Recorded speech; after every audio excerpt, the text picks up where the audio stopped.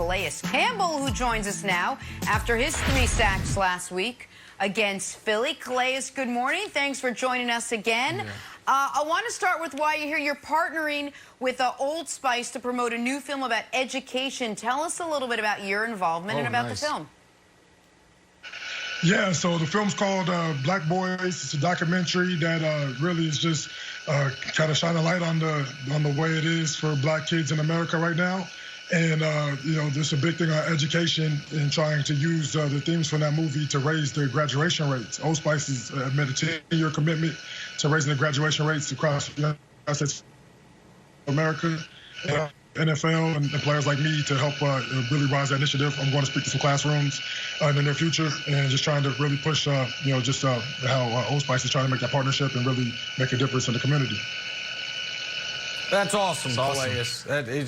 It's great partnership and it's great work you guys are doing. I want to go to the field for a moment. You have a long list of accolades, all-decade team, all-pro, Walter Payton Man of the Year. You might have done something for the first time, though, this past week, which is you directly got a guy fired. There's a new offensive guard playing for the Eagles. He lets you get Defensive Player of the Week, and they get rid of him. So I don't know if you need to send him something. But I am curious, as a veteran player and an elite player, we see this on the wide receiver corner matchup sometimes. A backup corner comes in and they're like, you feed that player. When you see a team's banged up on the offensive line or there's an inexperienced guy in front of you, how does that change your approach? Like, do you say, okay, this is a game that I can single-handedly take over? Yeah, well, this is a unique situation because I remember when Jamon Brown was a rookie, he got drafted by the Rams, and I was in Arizona. And so I had familiarity with him. You know, I kind of knew his game a little bit. And so it allowed me to have an advantage. And, you know, him not having a lot of reps this season, he actually got better as the game went along. And, you know, I mean, I feel like, you know, sometimes teams, you know, it's a result-oriented business and they kind of move a little fast. But, he definitely got better as the game went along. He hasn't played much this year.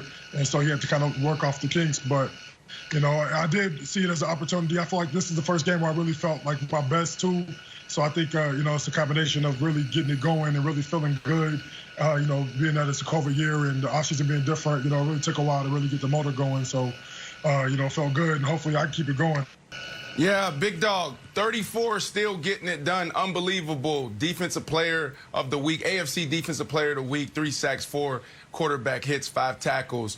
After that game, man, you tweeted that this team loves football. Am I reading a little bit too much in that, man? Tell me what that means, because that can mean a lot. That can mean a lot. Oh, yeah, no, I ain't mean nothing against anybody else. You know, I've been a part of a lot of guys who love football, but there is a special kind of quality. I feel like the Ravens do a really good job of bringing in guys who really love the game. And there's, you know, it's not, you know, 10 or 20 guys. It's everybody on this team has a severe love for the game of football, and it allows you to thrive and you put the work in. It doesn't really feel like work when you're out there grinding because everybody's out here having a good time. It's good. Calais, Ravens defense allowing 17 points a game, best in the NFL.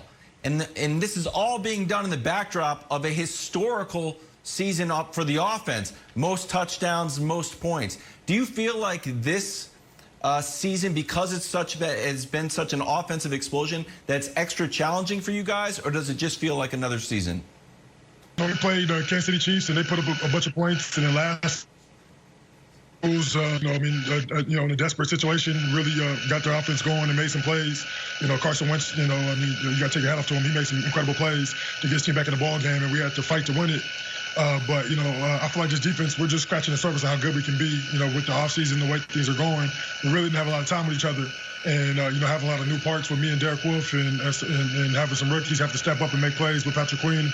You know, we really had to adapt fast. And we did a really good job. Our coaches, you have to take a hat off to our coaching staff. I mean, they did an incredible job preparing us.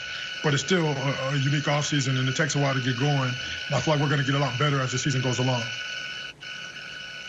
All right, we're having a few technical difficulties hearing you, which is a bummer because we've got so many things we want to talk to you about. So we're going to get all that settled. But in the meantime, if we don't, you're on the bye. You got the Steelers next week. Want to wish you all the best of luck. You're going up against, as Brandon would call it, a behemoth of a team in the league right now. So that'll be a great competition. Calais, thank you so much for hanging out with us this morning.